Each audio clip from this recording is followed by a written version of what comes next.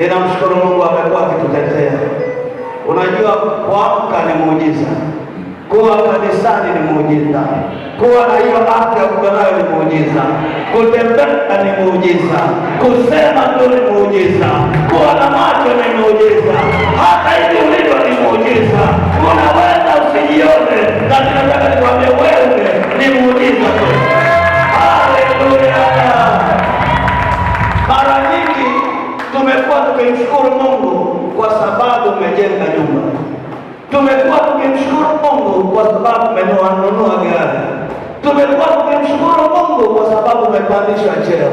Tumekuwa tukimshukuru Mungu kwa sababu kuna jambo umepata kazi.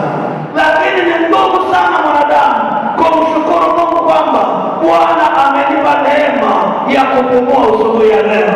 Usiku huo ambao umelala wengine wamepitiliza, lakini wewe umeamka. Ndio wewe ni muujiza tosha. Mpe Bwana makofi. Haleluya! Hata mama mzake asubuhi ni muujiza tosha. Mama Sudai ni muujiza tosha. Mtumishi wa Mungu wewe ni muujiza tosha. Yoshi ni muujiza tosha. Kwayo ni muujiza tosha. Hata mimi ni muujiza tosha. Na ukijitambua ni muujiza unaotembea, hautamshangaa Mungu kuishi maisha unayoishi. Utasema hakika nimependelea. Ndio maana nawaambiaga kama tumbo la mama yangu lilizaa watoto 9, basi mimi ni mzuri kuliko wote. Usiniulize najihesabu na kitu gani. Maadamu mama yangu alinizaa duniani na ninaishi katika ulimwengu huu, mimi ni mzuri kuliko wote.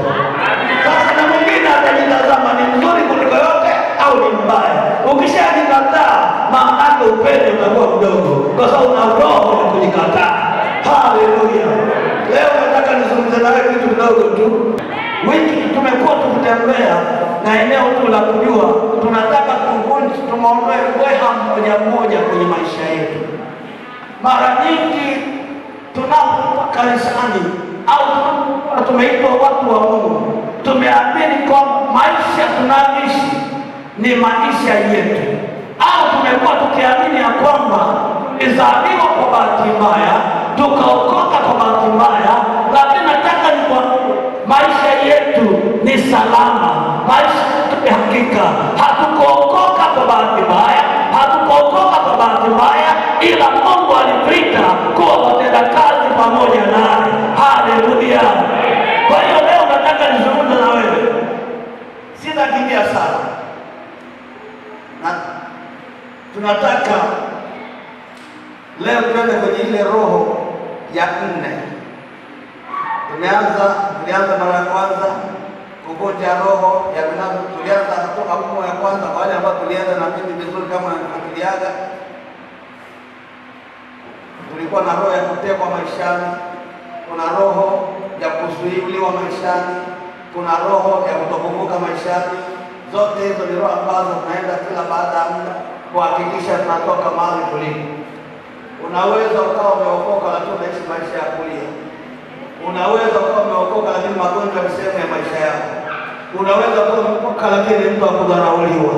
Unaweza ukaokoka lakini mtu akuteseka kila itwapo life. Kwa nilikuwa na uliza zamani nilipookoka, nilikuwa naamini kwamba umaskini ni sehemu ya Pentekoste. Lakini sio hivyo. Mwambie jirani yako, wewe ulisikia vibaya. Mwambie hata mafanikio ni sehemu ya Pentekoste. Haleluya! Mwambie Mungu afurahishwe tunavyohesabu weka. Mwambie jirani yako, ongea na jirani yako, mwambie Mungu afurahishwe sana tunavyohesabu weka. Una Yesu mkubwa, asubuhi unaenda kutoka sukari kwa mpemba.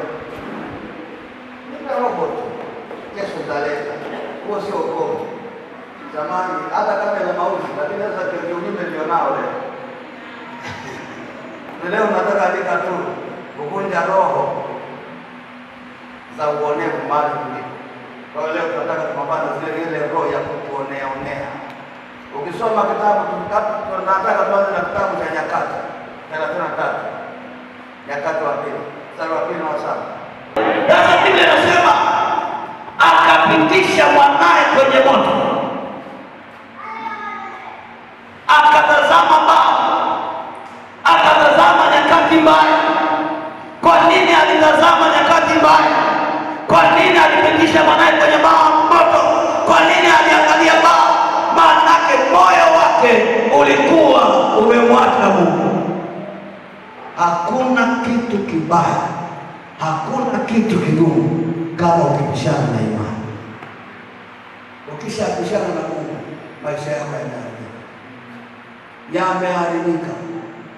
Huwa sio kwamba Mungu afanyaje, ila tumemwacha nani? Mungu. Tumemwacha nani? Mwambie jirani yako, tumemwacha Mungu. Tazama jirani yako, tumemwacha Mungu. Mwambie inawezekana wewe hujatazama nyakati mbaya, lakini muongo.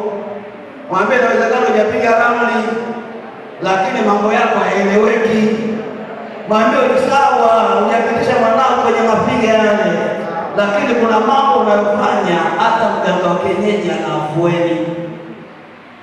Inawezekana kuna miungu mingine, hatuna madhabahu ile ile, sawa hatuchinji, sawa hatumagi na kile, lakini kupitia hiyo hali tulionayo ya nyuma humu, tumekaribisha ile madhabahu za wazazi wetu, madhabahu za mizimu zipo kwenye majumba yetu.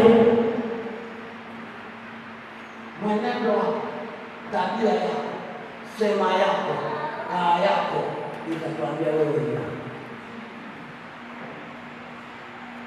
Unaweza ukawa unataka kutoa sadaka kubwa, alafu na wachungaji wako wasikuambie, lakini tunapofika kwenye ufalme wa Mungu hakuna mwenye sadaka kubwa wala ndogo. Mungu anahesabu moyo wa haki. Mungu anaangalia mtakatifu. Mbinguni hatuingii kwa kuwa umeboa. Mbinguni hatuingii kwa sababu umevaa suti. Mbinguni hatuingii kwa sababu umemnunulia Masaru suti. Mbinguni unaingia kwa sababu ya utakatifu. Leo mtu na mwanae waelewane, mtu na mama yake aelewane, mtu na baba yake aelewane, mtu na ndugu yake aelewane. Tukifika kuishi leo sababu ya mtibiti mimi sana tukufanane, leteni Biblia na fellowship. Sasa fellowship ndio nini? Sio gani ba?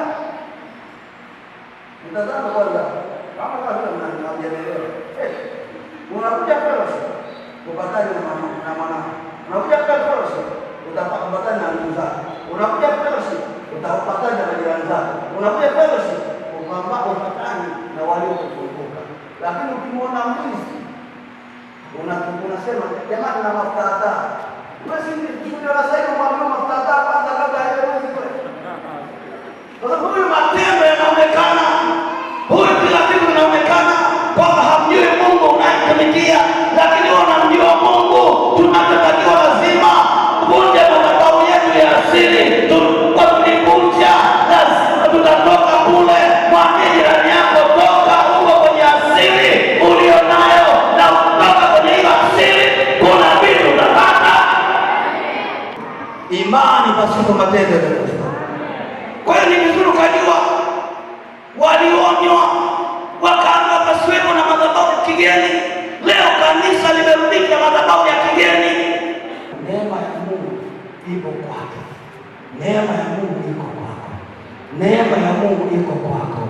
Tatizo lako wewe umekaa kukaa. Bwana asifiwe. Mungu wa Israeli, Mungu mwenye wivu, Mungu aliyesababisha Daudi akamua Goliathi na kuua uvundo hatoki. Mungu anaga funda. Mungu anataka kubutua na magoli yatapatikana. Wanaochezaga vizuri magoli hawapati. Wanaobutua wanakuaga washindi na mamoja. Wewe kaa tu kwenye maneno. Uone kama Yesu alikuwa. Mwambie jirani yako usilete maneno. Mwambie ishi hivyo, kaa hivyo ulivyo, tembea hivyo ulivyo, simama hivyo ulivyo, tembea hivyo ulivyo, na utaruka wema wa Bwana. Mungu sio mwanadamu hata aseme uongo. Mungu sio mwanadamu hata ajinge. Alafu Biblia sema akisema atalitimiza. Tatizo tunalobishana na Mungu ni kukubali kuchelewa. Wewe unataka Mungu kama cheusi na chekundu, akiweka kuweka umekubali? No, Mungu lazima akupitishe kwenye mchakato. Haya, kwa mfano sasa, unakuwa mchungaji hawahi kulala kwenye mkeka. Akija mwenye analala kwenye mkeka utamwelewa? Anakuja mchungaji, unakuwa mchungaji hawahi kulala na njaa. Akija analala na njaa utamwelewa? Utamwelewa? Unakuwa mchungaji hawahi kutembea na suruali moja mpaka ukaenda kurepea.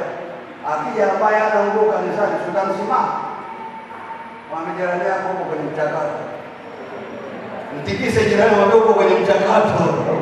Mtikise mwambie huko kwenye mchakato. Mwambie wewe, mwambie ndio unatekelezwa. Mwambie hakuna rahisi. Mwambie mpaka uelewe Mungu ndio Mungu akutoe. Usipomwelewa Mungu hawezi kukutoa.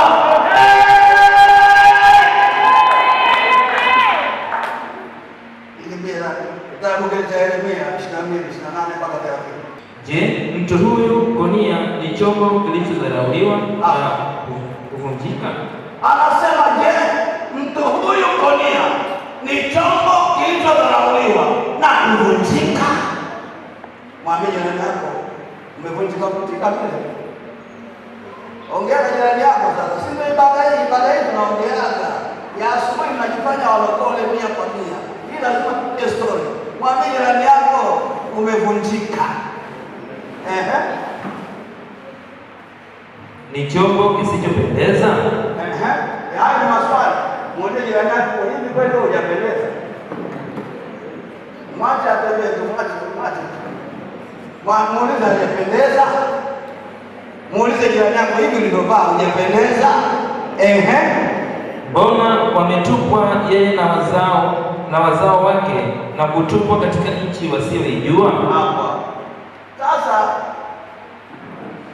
unaweza ukawa hapo ulipokaa ulikuwa ni mtu ambaye unajulikana, unakutana na marafiki, asubuhi anakupigia simu, mchana anakupigia, jioni anakupigia, umeelewa? Wanakutia moyo. Alafu kadri siku zinavyoenda, kadri unavyoendelea kwenye kuchongwa, unashangaa hata simu hakuna anakupigia, hata ukipiga hakuna anayepokea. Unataka kufika si ndio? Tuendelee jamani, mshauri kufika hapo. Yaani unafika mahali unamkuta wewe ni rafiki yake na Grace, alafu ghafla unashangaa Grace anakata mawasiliano. Unakuta wewe ni rafiki yake na mtumishi hapa, ghafla mtumishi anakata nini mawasiliano. Anapokata mawasiliano, lazima uanze kujiuliza kuna nini kimesababisha ninatengwa. Huwa naulizaga watu, Mungu anakupa watoto kweli, hata mmoja asisome, wote wao kutabani kweli? Jamani, sio nakuuliza na wewe. Kweli?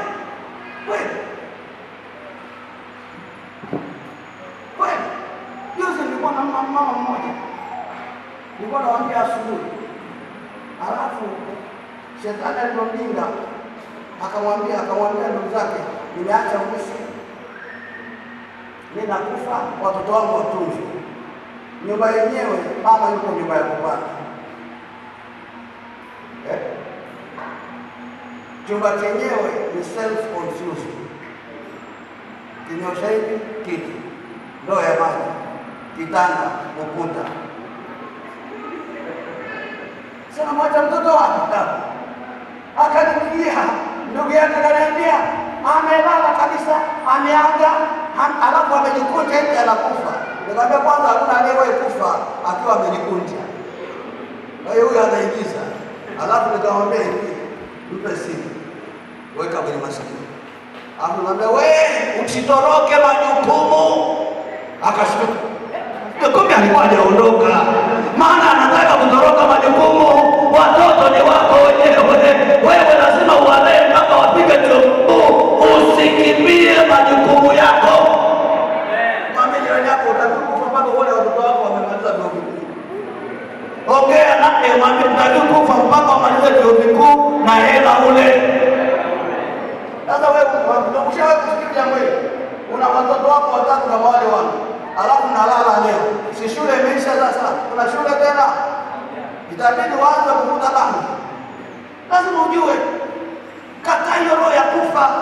Na hata kama wamemaliza vyuo, unataka umwambie Mungu, no, nilifanya mema, nataka kula matunda ya uzao wangu.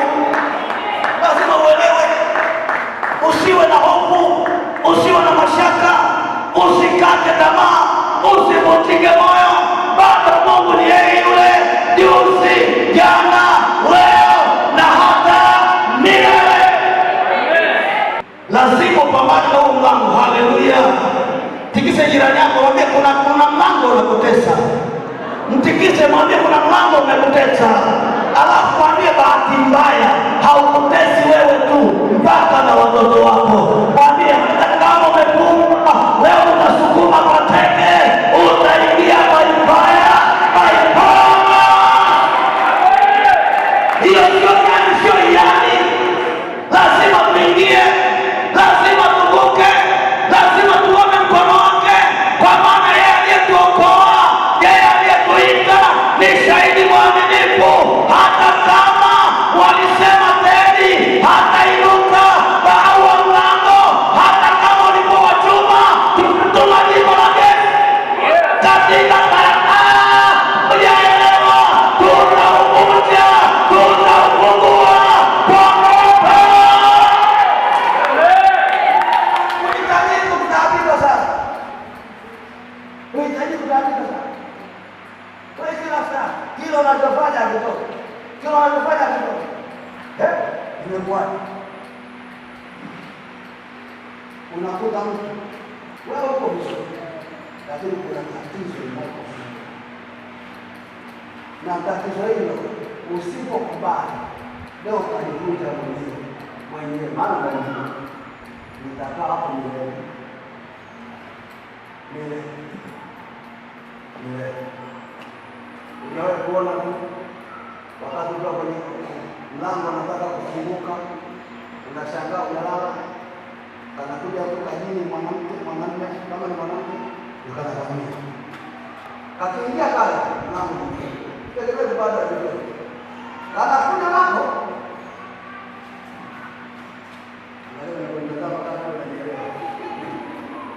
kana fujo nako.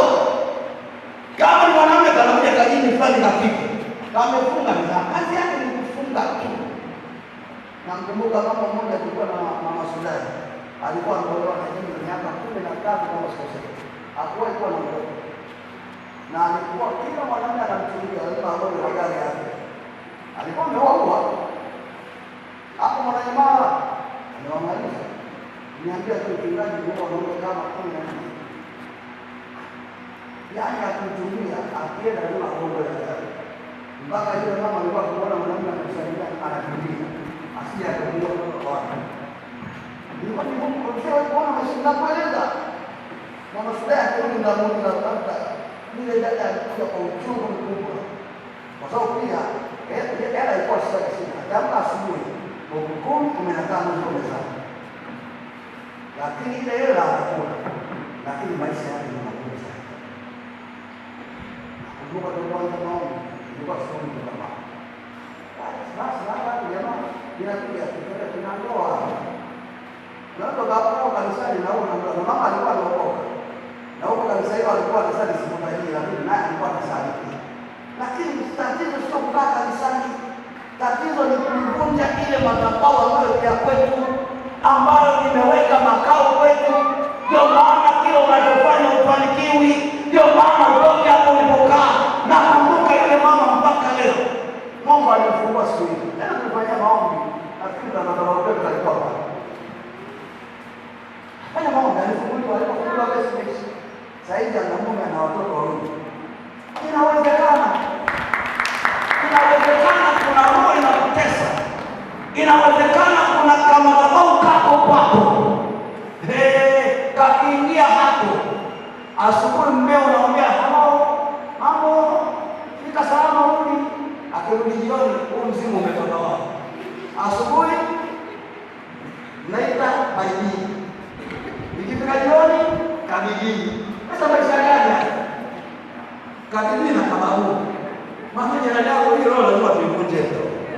Tikise, mwambie nimebakiza dakika chache, mwambie nataka tuivunje. Mwambie usikubali maisha hayo. Mwambie usikubali kuishi maisha hayo.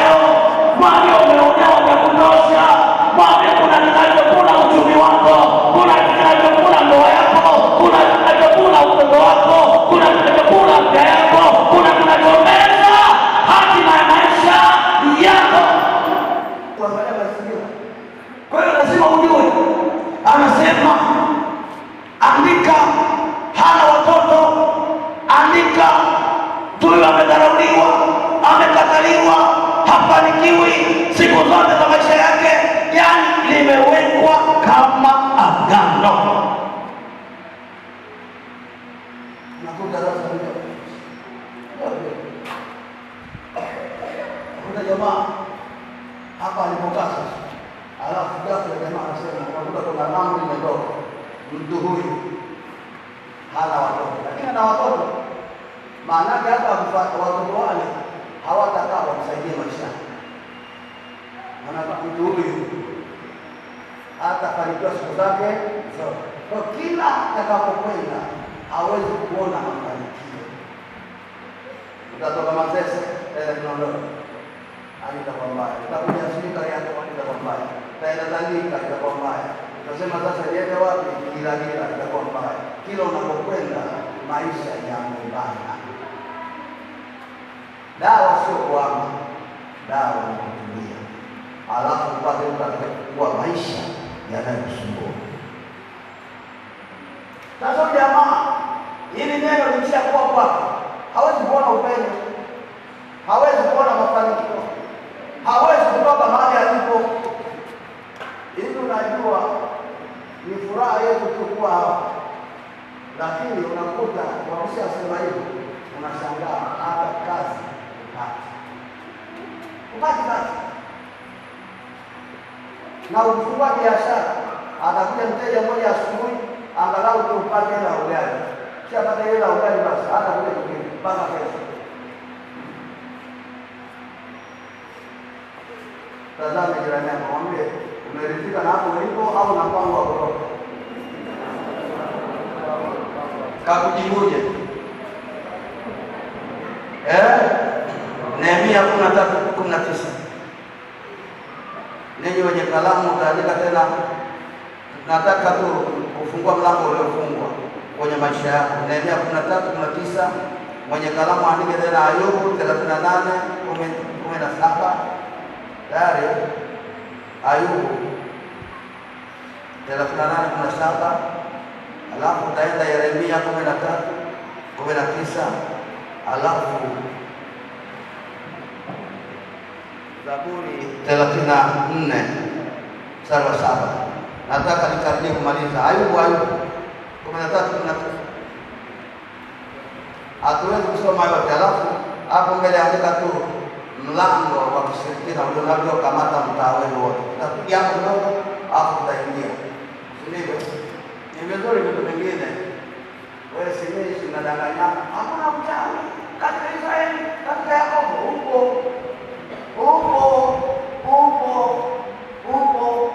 Na unaweza ukakamtani kwa ukakuta wewe usikule. Shauri yako. Ngoja nikukere. Unaweza ukakuta wewe uko gari yako na ikia watu nini hela. Tena haraka wewe. Ayubu 13:19 Biblia inasema, yuko nani atakayeshindana nami? Maana sasa nitanyamaa kimya na kutoa roho. 20.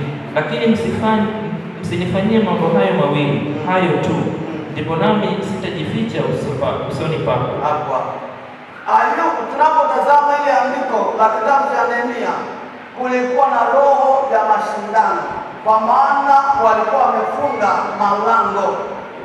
Lakini ashukuru Mungu, Nehemia alipambana kurejesha ule ukuta. Bwana Yesu asifiwe sana. Na alipokuwa akipambana, palikuwepo na watu fulani akina Sanbalati, kazi yao ilikuwa ni kumvunja moyo, kwamba hiki unachokifanya hata mbweha wakipanda ukuta utaanguka. Lakini kinachonitia moyo, Nehemia hakuangalia maneno ya waliomkatisha tamaa, aliangalia kusudi la Mungu aliloliweka ndani yake. Usiangalie wanaokuvunja moyo, angalia mpaka Mungu unaosimama kwenye maisha yako. Andika hii roho kamata maisha ya watu, hizi roho kamata maisha ya watu. Andika hizo pointi tatu, pointi nne nataka tupambane nazo baadaye. Uharibu, kukamata maisha ya watu au maisha ya familia, alafu yanaleta kutokuelewana kwenye ndoa, Alafu pointi ya tatu, inaumiza watoto wetu, ina uwezo wa kukamata watoto wetu, alafu inazuia uchumi wetu. Vitu vidogo tu. Yule jamaa mmoja akasema nitakwenda hivyo hivyo vichwa vichwa. Mwambie jirani yako tunaendaga vichwa vichwa.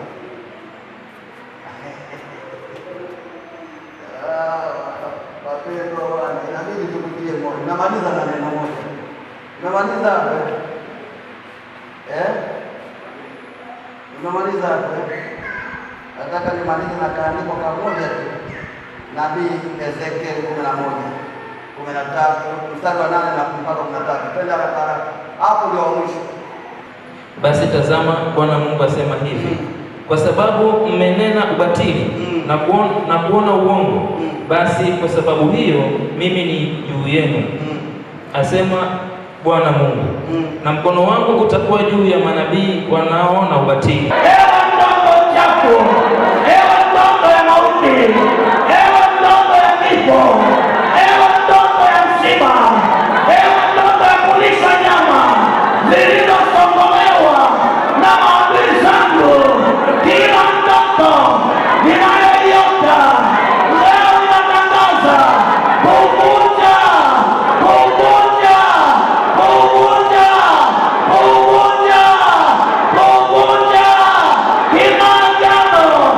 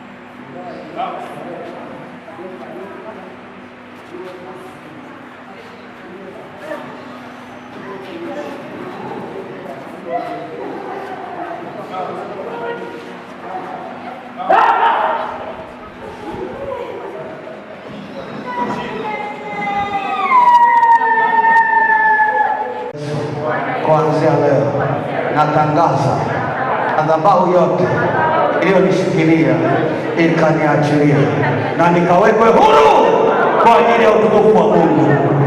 Mtu mmoja aseme amen. Neno na